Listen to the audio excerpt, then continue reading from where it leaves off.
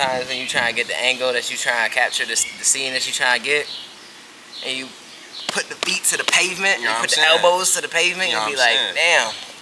damn, need some motherfucking lotion, man. Summer. It's the season though. We outside, bro. Like I'm super excited, bro. So, I want to talk about these upcoming field trips, bro. Cause on some real, you've inspired me a lot, bro. When it comes to like, I would not be putting on these events without you. Like, I'm inspired by just the community of everybody coming together, and it's so many talented people, bro. It's just a blessing. I feel like it's only right. having We should utilize our different opportunities and resources. it's like Bro. seeing pieces of the puzzle and seeing how they come together. It don't just be like, oh, that's fire, because you know we hear a lot of that in the music community. Like, yo, you fire, we should work together. And then they never talk to you, like never again. So like, I want to see more like crossing paths and people, you know, being aware of each other's traits and values that add to the community and contribute to the overall movement. Because it's not just Free Thought Society or Will to Halos or Cloud Lounge Collective or Art Jam. It's like this is all one collective movement, no matter how you brand it as family. You know what I'm saying? So going out and doing things together, like especially for your birthday, bro. I'm hyped, bro.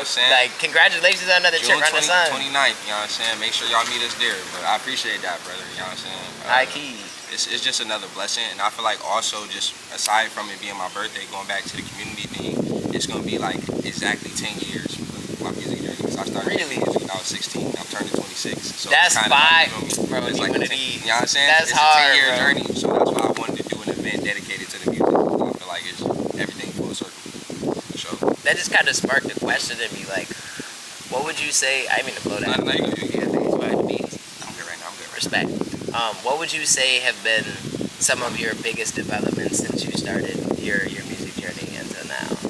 I feel like my biggest development on a personal level, just me getting out of my own head and pushing myself, like to get out there more. Usually I'm kind of more introverted into myself, but just being around other creative people and people pushing me has kind of had me like finding that confidence within myself to be like, man, let me just put it out there, and whatever happens, even if people love it, hate it, whatever happens, I loved it, so I wanted to share it. Facts. And just me finding that, I feel like it helped me a lot because it taught me that you really be in your own head.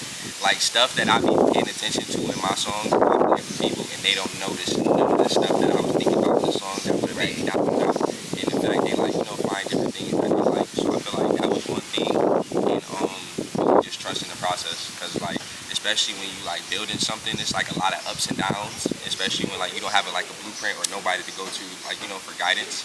And like for me, that was my case. So it's just like being patient with myself and understanding like it's not gonna all happen overnight. It can, but the likelihood of that happening and the like longevity and being able to sustain that is not possible. So it's just been like me trusting myself and learning patience.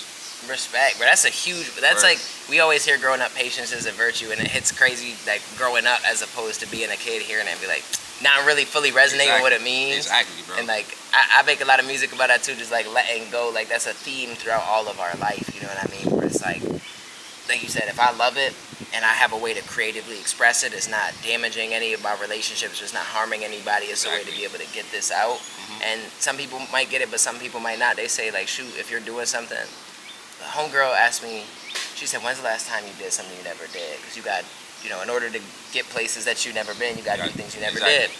And it kind of had me thinking too, like, man, like, what are some things that not only do I want to do that I've never done, but things that I need to let go of to get there? Because everything comes with some. So even if you blew up overnight, per se, like, would it be something that's like, dang, I didn't even want all of this? Exactly. Do you really want, like, if you want to be famous, do you want people all in your business? Do you really want people to always know what you got going on or whatever? Only the shows, or only like this level of, you know what I'm saying? There's a lot that comes with it, sacrifice, and that's something else I learned, just time management. And like when you're chasing the dreams, there's a lot that you sacrifice along the journey that you don't really think about when you first sign up for it. Right. That, like, you know, the late nights, the hours, and then like when you're trying to perfect something, how much failure it takes before you finally get that one thing that's like, you feel me, like this the one. Just putting the reps in. You know what I'm saying? Putting the reps in. And I feel like oftentimes that kind of gets overlooked or people don't talk about that part. But for me, that's like my favorite part. I love when I get it right, but it's something about the process of like failing a couple times, then finally getting it right that I love more than when I get it right on the first try. Right. Because it's like, I finally cracked it. Like, you know what I'm saying? And then like each time you really, like, even if you don't notice it, you like get closer and closer to finally, like, you know, cracking it. So once you do finally figure it all out, you're able to like see the steps that it took you to get there more easily. bro. That's my favorite part about the process. I ain't gonna lie. It's that puzzle, man. It's Word. the in-between works, man. That's just like, I don't know. I feel like there's something so special about it being perfect because it's not. Word. It's like like there's nothing to necessarily, like there's something to look forward to, but at the same time it's like there's always something to look forward to, because whenever you accomplish the thing, it's like, and then what? You know what I'm saying? What's the next step? You know what I'm saying? And then getting to that, like you said, it's like, man, I finally cracked the code to say, well, now I can do this even better. And now, like, just as an example, something I want to talk to you about is, like, I know you're interested in the visual arts and the cinematography, and just like, you have a great eye, bro. You have a great eye for it. Bro, your creative direction is top tier, you feel me? So I'd like to speak with you more about that and what your plans are. What are you looking forward to doing visually as opposed to, not as opposed to the music, but maybe in cohesive movement with the music. I definitely love just like, I wanted to shoot a short film.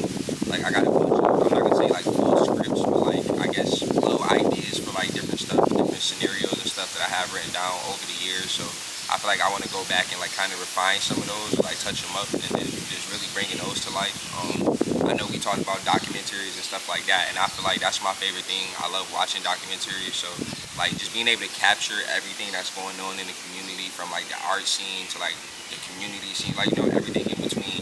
I feel like it's very important in these times, and everything that's going on in the city, because like 10 years from now, we're gonna have, like, you know, be able to look back and see the growth. And like, yeah, so I feel like those are like two of my major goals at the moment. And then just, you know, shooting visuals for all the songs and stuff like that. And just, I don't know, I just like to wake up and just grab my camera and just go outside. Bro, you go crazy with the visuals. I appreciate that shit, bro.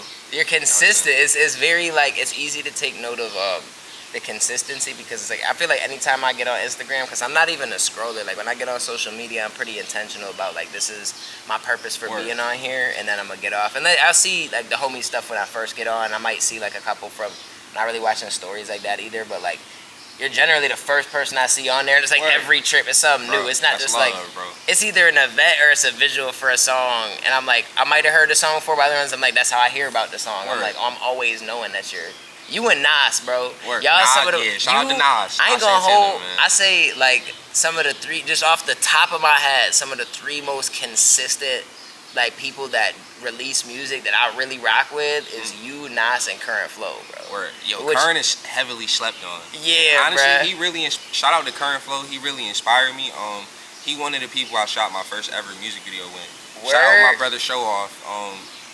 Me and my brother Show Off, we used to make music, and Current shot like one of our first music videos. And honestly, that was my problem beforehand, because I was making a bunch of music, never shot visuals for it. So people would hear me, but nobody knew what I looked like. And like, once I kind of like started putting myself out there on the visual side, I noticed like a more like, you know, influx and things really start growing. So I feel like for artists, visuals are super important. Like no matter what medium, whether it's short form content, like, you know, whether it's a full music video, whether you just putting your phone down and like, you know, just shooting something. I feel like we live in a time where like, you know, that's really gonna help, like, you know, put you out there outside of like, you know, making good music.